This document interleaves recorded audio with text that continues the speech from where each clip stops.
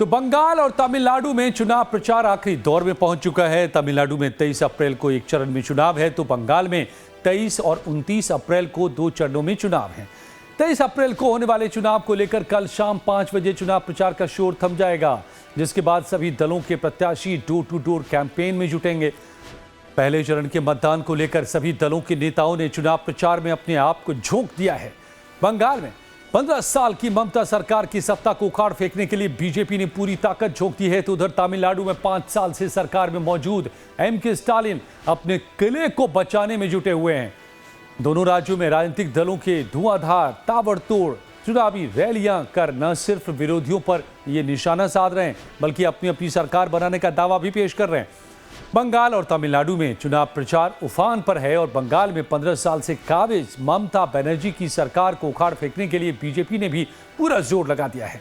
BJP के तमाम दिग्गज बंगाल के कोने कोने तक पहुंचकर ममता सरकार के खिलाफ लोगों से वोट मांग रहे हैं। बीजेपी दावा कर रही है कि इस बार के चुनाव में जनता ममता के कुशासन के खिलाफ वोट करेगी और बीजेपी को सत्ता में लाएगी। कि बहनों और भाइयों, हम सबको इस बारे में देखना होगा।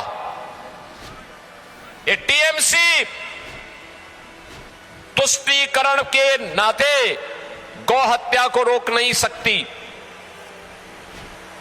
तस्करी को रोक नहीं सकती, माफिया पे लगाम नहीं कस सकती। ये सुरक्षा के साथ खिलवाड़ कर रही है। आपने देखा होगा कैसे ये सरकार बांग्लादेश बॉर्डर पर फेंसिंग की कार्रवाई को रोक रही है। आपने 2022 में देखा होगा कैसे टीएमसी के गुंडों ने जनजातीय समुदाय पर अत्याचार किया था। और इस सब के बावजूद पिछले 15 वर्षों में ममता दीदी के नेतृत्व में जिस प्रकार की अराजकता, गुंडागिर्दी, माफियागिरी आज बंगाल की धरती पर देखने को मिल रहा है। ममता दीदी कहती है कि अब खेला हो भी, और मैं तो उनसे कहना चाहता हूं 15 साल बहुत हुए, अब खेला बंद होगा और विकास शुरू होगा। ए बार खेला शेष, उन्नयन शुरू। আমার মনে হয় এবার বাংলায় বিজেপি সরকার হবে, 200 सीट मिलবে, 200 सीट पावे আমরা। ममता सरकार का तो कुछ काम नहीं है। लक्ष्मी माँ को कंजूस बना दिया है, 1500 रुपया में ही घिर के रख दिया है। ना किसी का नौकरी है, ना कोई नया इंडस्ट्री आया है, कुछ भी नहीं आया है। घुमा घुमा के लक्ष्मी माँ खाली 1500 रुपया बस। मैंने पूरा भारत में नहीं देखा इतना कंजूस लक्ष्मी माँ।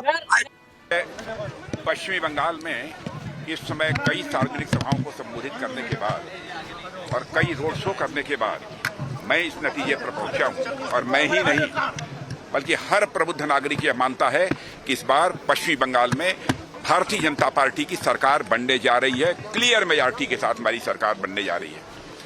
पूरे पश्चिमी बंगाल में भय, दहशत, जुल्म और अत्याचार का एक माहौल लगातार 15 वर्षों तक रहा, लेकिन पश्चिमी बंगाल की जनता ने बराबर टीएमसी को 3-3 बार का मौका दिया। 15 वर्षों का समय, मैं समझता हूं किसी राज्य के विकास के लिए 15 वर्षों का समय यह कम नहीं होता है। तो बीजेपी ने बंगाल चुनाव को नाक का सवाल बना लिया है। बंगाल चुनाव में बीजेपी कारपेट बॉम्बिंग की तरफ प्रचार में जुटी है। पार्टी के दिग्गज नेता से लेकर के बूथ लेवल तक के कार्यकर्ता बंगाल में बदलाव लाने का दावा कर रहे हैं। बंगाल चुनाव में पीएम मोदी के ताबड़तोड़ चुनावी प्रचार पर कांग्रेस ने निशाना भी साधा है। कांग्रेस नरेंद्र मोदी से सवाल कर रही है कि क्या चुनाव जीतने के बाद नरेंद्र मोदी बंगाल के मुख्यमंत्री बनेंगे। क्या मोदी जी वेस्ट बंगाल के चीफ मिनिस्टर बनना चाहते हैं? क्या देश के प्रधानमंत्री रहना चाहते हैं? अरे बाबा, हमको तो जनता चुन के भेजी है। अगर हमको 25 सीट और मिल जाते देश में तो मोदी साहब यहाँ से उनकी तख्ता पलट जाता था।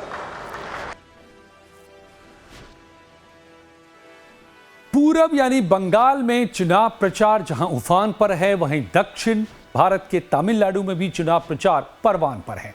कई दलों के गठबंधन के साथ चुनाव लड़ रही डीएमके के मुखिया एमके स्टालिन दूसरी बार सत्ता में आने के लिए भीषण गर्मी में पसीना बहा रहे हैं। पीएम मोदी ने तमिलनाडु में कई रैलियां कर एनडीए के पक्ष में माहौल बनाने की कोशिश की, तो वहीं डीएमके प्रमुख सहयोगी कांग्रेस के दिग्गज भी तमिलनाडु में जमकर प्रचार कर रहे हैं। लोकसभा में नेता प्रतिपक्ष राहुल गांधी तमिलों के भावनात्मक मुद्दे के साथ ही महिला आरक्षण के जरिए छोटे राज्यों की ताकत कम करने का आरोप लगाते हुए केंद्र की मोदी सरकार पर जमकर निशाना साधेंगे।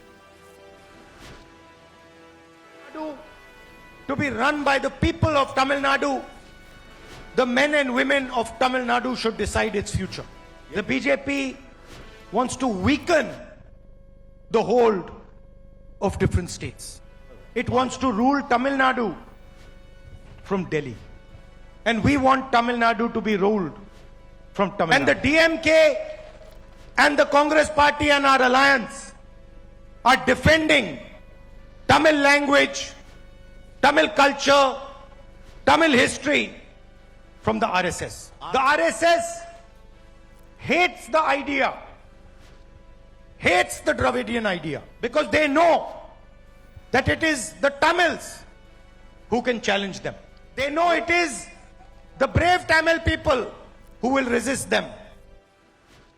Few days ago in Parliament, the Prime Minister did a very dangerous thing. He told the country that he wants to pass a women's bill. But the real plan was to change the electoral structure of India. Hidden behind the women's bill was a delimitation bill that would change the constituencies of India. What they wanted to do was reduce the number of seats of southern states, of northeastern states, and of smaller states. Tamil Nadu में एक चरण में यानी कि 23 अप्रैल को voting होगी, वहीं बंगाल में 23 अप्रैल और 29 अप्रैल को 2 चरणों में मतदान है। पहले चरण का चुनाव प्रचार का शोर कल शाम 5 बजे थम जाएगा। इसके बाद प्रत्याशी डोर टू डोर कैंपेन करेंगे। 4 मई को लोगों वोटों की गिनती होगी, जिसके बाद पता चलेगा कि बंगाल और तमिलनाडु की सत्ता में बदलाव हुआ या फिर ममता के साथ ही स्टालिन की कुर्सी बरकरार रही।